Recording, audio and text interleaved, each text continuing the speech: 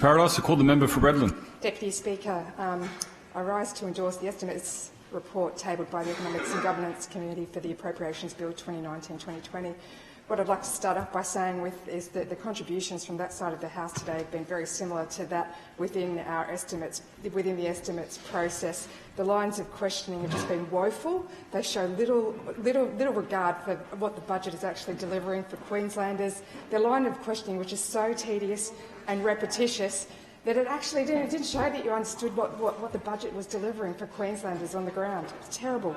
Anyway, this was my second opportunity to participate in the estimates process, and it only reinforced and highlighted what we already know on this side of the House, and that is that our Labor government is delivering in spades for Queenslanders in the 2019-20 budget. Our government's budget is focused on jobs and economic prosperity for all Queenslanders. It is a budget that clearly demonstrates our government's ability to deliver on creating jobs and deliver a strong and resilient economy. The key initiatives and capital works programs outlined in the 2019-2020 state budget is estimated to support over 80,000 jobs. That builds on our government's track record of delivering on jobs, over 200,000 jobs since election in 2015, which is in stark contrast to the LNP's 3 years of 14,000 sackings. And whether I've been at our Redlands Hospital, up at the TAFE, at our Redlands Research Centre, I still speak to locals whose lives were impacted by the LNP's cut, sack and sell approach to governing. And we know that currently the LNP have got announced in some sort of big black hole bubble $7 billion worth of unfunded promises, and like they did in 2012, given the opportunity, you know that they would revert straight back to this approach of cutting, sacking and selling to make their ends meet.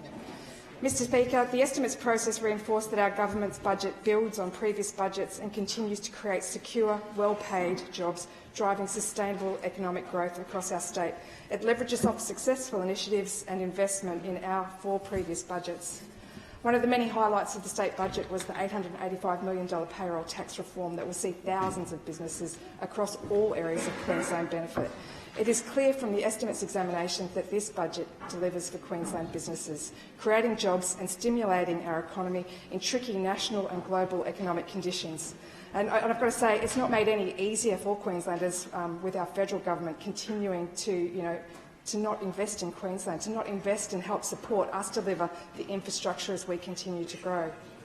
The payroll tax reforms, as well as delivering for businesses, will support tens of thousands of jobs across the state and primarily in the private sector. Included in the package is the extension of the 50% payroll tax rebate for businesses, hiring apprentices and trainees, and we know how important that is. We really are backing jobs for Queenslanders.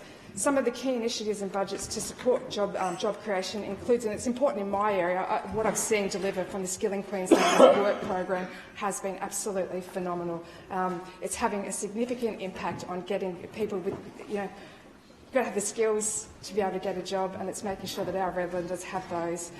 It was a program that was cut by the LNP. It's astonishing that that would be a program that you would cut if you're trying to grow jobs and opportunity. Again, we keep on delivering on the front of jobs, and the announcement, I can't tell you what a treat it went down in my electorate with the free apprenticeship training component for under 21s.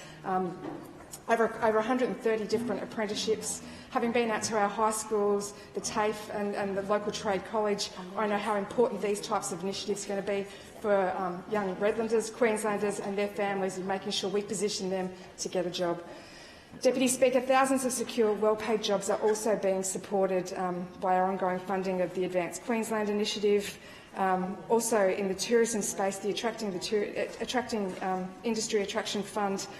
In our area, again, delivering in spades, whether that's the first Indigenous owned and operated whale watching tour heading out of Minjerribah, whether it's the whale watching centre, the cultural centre, this budget just keeps delivering for my community.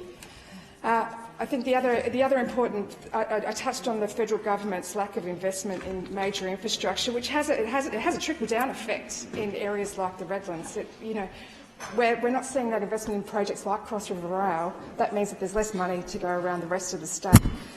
This budget, though, I tell you what, we're still smiling and we're still happy dancing in Redlands with Cleveland-Redland Bay Road, the duplication stage 1 about to kick off.